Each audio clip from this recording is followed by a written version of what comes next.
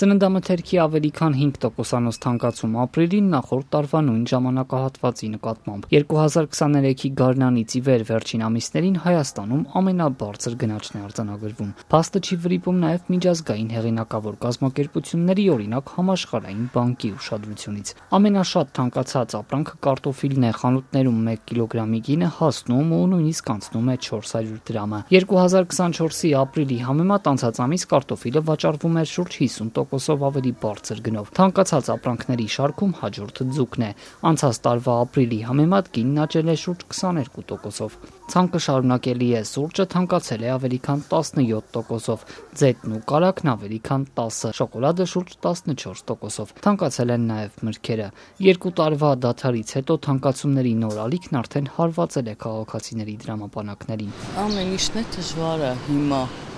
Այս պահին դժվար է ամեն ինչը։ Բոլորը թանկ է։ Ժողովրդի աշխատավարձը այդքան բարձր չի, եղածը թանկ է։ Հիմնականում սնունդն է թանկանում։ Հիմնականում։ Տենց ապրանք առանձնացնել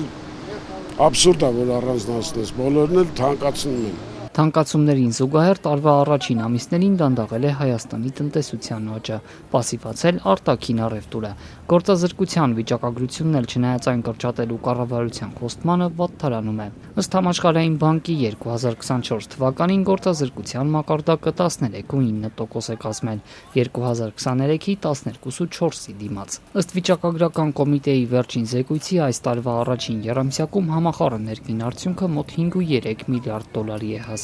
2024-ի նույն ժամանակահատվածի համեմատ տնտեսությունն աճել է